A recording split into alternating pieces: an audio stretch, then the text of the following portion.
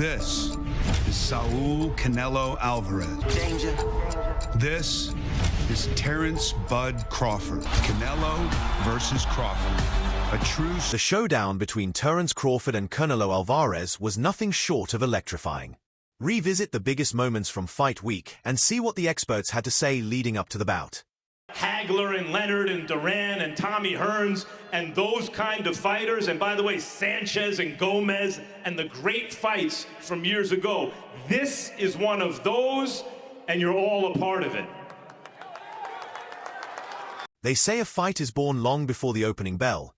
In the quiet hours of the morning, when the city still sleeps and two men, miles apart, rise to push their bodies through the relentless grind that forges legends.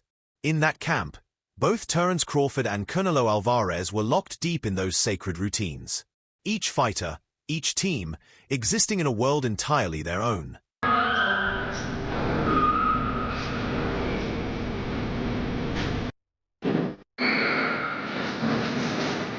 Crawford's preparation resembled a focused transformation. Moving up in weight to face Canelo at super middle, he didn't just bulk up, he rebuilt himself with intent. Every added pound was engineered not merely for size, but to preserve the elusive speed and precision that had kept his record flawless. His trainers fine-tuned his strength and nutrition so that the weight amplified his power, not slowed it. Sparring came against larger opponents, and conditioning was crafted to fuel the fluid movement that let him strike with precision, then vanish.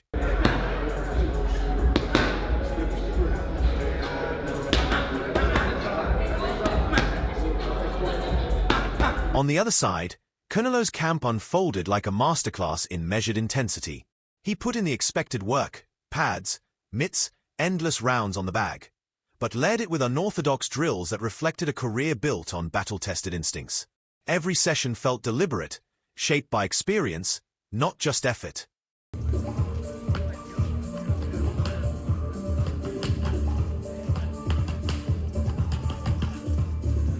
He kicked a soccer ball to keep his feet quick and his vision sharp, blending technical drills with flashes that reminded everyone he was still an elite athlete at 168 pounds. Both camps dropped teaser footage, and the narrative built itself.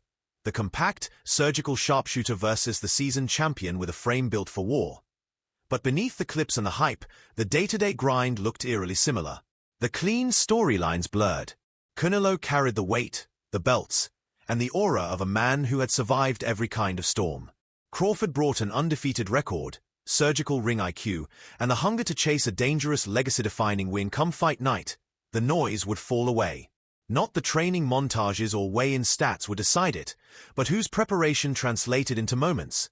The split-second reads, the unshakable conditioning, the courage to take and to give when it counted. For all the build-up, that's where a fight is truly won.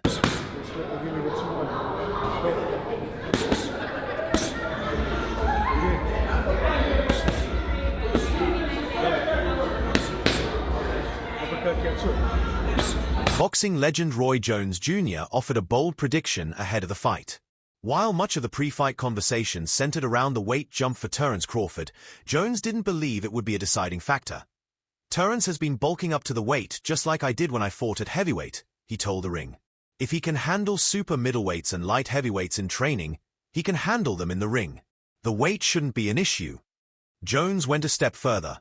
If he had to place a bet, his money would go on Crawford. If Canelo fights the absolute perfect fight, sure, he could win. But Crawford has 6 ways to win. My money goes on the guy with 6 options over the one with only 1. Speaking on all the smoke, Jones questioned whether Canelo still had the same hunger. He praised Crawford's ambition and drive, but admitted he wasn't convinced that the Mexican superstar shared the same fire. Jones didn't elaborate on why he felt that way, but his doubts lingered in the pre-fight narrative. The physical unknowns. Despite the confidence around Crawford's preparation, there were still concerns. The jump to super middleweight, the ring rust, and the stylistic threat that Canelo posed. It all presented a new level of challenge. For the first time in his career, Crawford entered a fight where dominance was not guaranteed. That led some to wonder, had Crawford already peaked? Were his most brilliant performances behind him? On the flip side, Canelo was also under scrutiny. He was coming off a tepid unanimous decision win over William Skull, a fight that broke CompuBox records for all the wrong reasons. Most of the blame fell on Skull, who avoided engagement all night. But Canelo's inability to cut off the ring or generate sustained offense raised new concerns about his current form and motivation. Of course, doubts are nothing new before a big fight. Careers have often been defined by how fighters respond to such skepticism. To be remembered as an all-time great, one must weather storms and come out stronger. Bud's going to do good. He's going to do good. But I don't think he's going to win. But I do see Bud, like, getting a lot of punches off, being able to tag Canelo with some good shots, but they have no effect. That's the thing. He has the best chin that I've ever seen nothing in my moves. life. He acknowledged Crawford's greatness, calling him one of the best in the sport, but expressed doubts about whether this challenge was simply too much.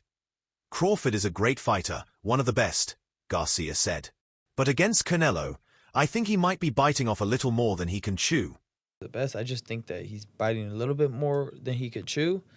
But you never know. If anybody can do it, it could be Crawford. You know, I do see him, like, when he fights, I'm like, damn, how do you beat this guy? You know, he could do it all. He could box. He could bang. Initially backing Canelo Álvarez to win, Ryan Garcia now appears to be reassessing his stance, or at the very least, acknowledging that Canelo is facing a far tougher challenge than he first suggested.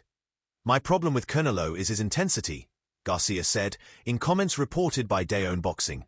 He doesn't have the same intensity that he used to have, and I think that's going to be the biggest issue for me. Garcia made it clear that Canelo still possesses elite skills, the timing, the slick defense, the sharp counters. But he questioned whether the Mexican star still has the stamina and fire that once defined his dominance. Can he still counterpunch? Yes. Can he still be slick? Yes, Garcia said.